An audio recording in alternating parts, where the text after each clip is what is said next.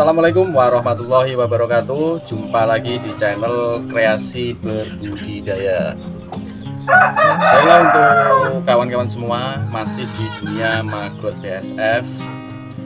Dan untuk tema kali ini kita akan membahas spesifik tentang pancingan tempat bertelur lalat-lalat BSF, mengenai bahan-bahan organik apa saja yang bisa digunakan sebagai pancingan atau media bertelur.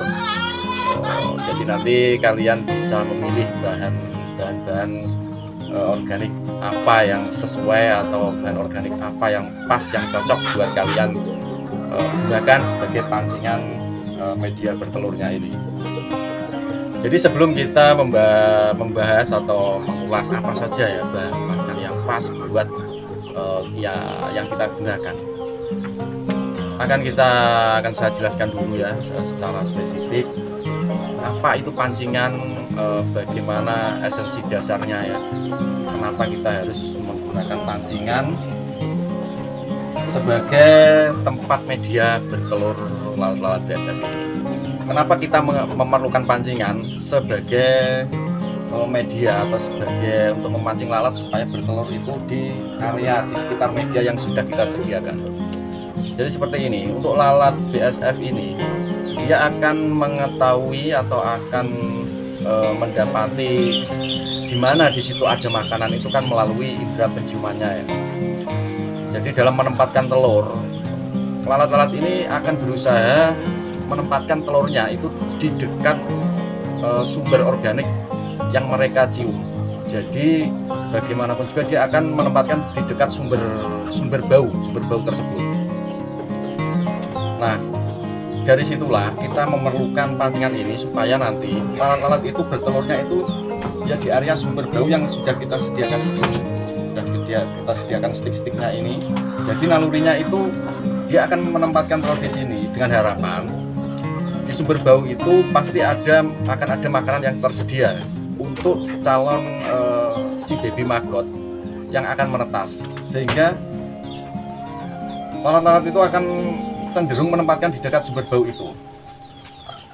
Kecenderungannya juga di atasnya ya, di atas bau itu, supaya nanti kalau telurnya menetas dia berharap itu baby maggot itu bisa dengan mudah, dengan dekat untuk mendapat makanan ya. Nah, kenapa itulah lalat-lalat ini akan menempatkan telur-telurnya itu di dekat sumber bau yang mereka kenali atau yang mereka cium, bau apapun itu organik.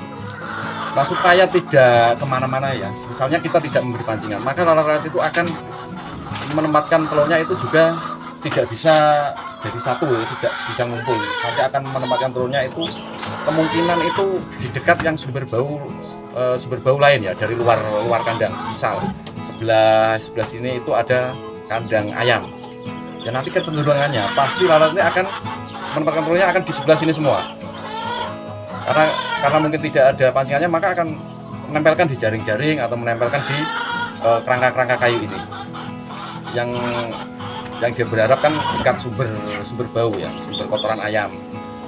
Maka nanti naruhnya juga di dekat sebelah sini.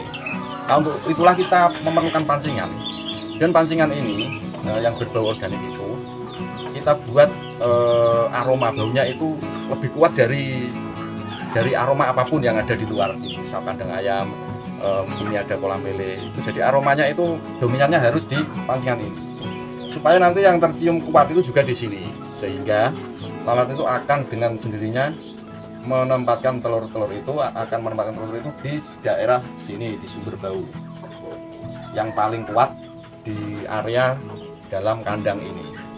Nah, itulah kenapa kita memerlukan pancingan, karena karakter lalat dalam menempatkan telur itu kurang lebih seperti itu. Jadi untuk jenisnya itu banyak sekali ya yang kita bisa gunakan, pokoknya segala macam organik atau yang lebih itu yang sudah agak membusuk itu kan baunya akan lebih kental. Misal limbah buah, limbah sayuran, atau juga limbah itu ampas tahu, ampas ketela, itu kalau sudah itu membusuk sedikit kan baunya sangat kental sekali. Ada juga yang pakai ikan laut yang diseleb, yang dihancurkan, itu sama saja juga baunya sangat kental sekali. Jadi kita bisa menggunakan apa saja, sesuaikan kondisi lingkungan juga, sesuaikan kondisi apa yang ada juga di daerah sekitar kalian yang mudah kita gunakan itu apa. Jadi nggak usah bingung dengan berbagai macam petani yang berbeda-beda itu. Nah, karena pembudidaya satu dan pembudidaya lainnya itu berbeda ya, memakainya itu kalian tidak usah bingung karena esensinya cuma itu. Yang penting itu bau organiknya itu kuat ya, kuat di lingkungan kandang itu tidak ada yang lebih kuat dari sumber bau yang pancingan yang kita miliki. Pasti nanti akan ngumpul, sudah seperti itu saja. Kenapa kita memilih penyengat itu berasal dari limbah buah-buahan ya, seperti jeruk, nanas, nangka, atau yang lain yang baunya itu menyengat. Kok bukan dari limbah misalnya ampas ketela atau dari ikan laut yang sudah agak busuk itu kan baunya sangat kental sekali. Tentu sangat bagus ya untuk menarik lalat itu untuk selalu berkumpul di sini. Itu karena alasannya begini, kita menyesuaikan lingkungan ya. Lingkungan kita itu kan dekat rumah, samping rumah, belakang juga ada rumah. Jadi untuk bau ikan, bau menyengat itu juga nanti nggak enak juga kalau sampai ke tetangga. Dan yang lebih-lebih itu nggak enak juga buat kita ya. Kita masuk kandang sudah mencium bau aroma busuk, ikan busuk itu kan kurang enak ya buat kita. Mungkin sih bagi jika memakai misalnya ikan busuk atau limbah ampas ketela itu memang baunya lebih menyengat ya, mungkin lebih suka. Tapi ya itu tidak enak di kita. Kita masuk mencium bau seperti itu tentu tidak enak. Makanya kita memilih buah-buahan. Jadi kita masuk, kita duduk seperti ini, aroma jeruk itu sudah bisa kita cium. Jadi kita mencium aroma jeruk yang segar. Lain halnya jika menggunakan misalnya tadi ya, ikan laut yang sudah busuk, tentu kita akan yang kita cium juga ikan laut yang sudah busuk. Jadi nggak enak juga. Nah itu kenapa kita memilih penyengatnya itu dari buah-buahan. Jadi kita masuk kandang itu sudah mencium aroma buah, aroma jeruk yang segar.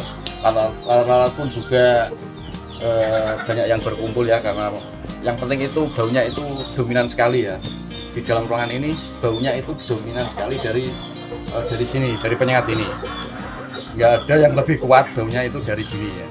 Meskipun di samping ini ada kandang ayam, kandang lele, yang penting bau di sini itu lebih kuat, maka lalat pun larinya akan ke tempat ini juga.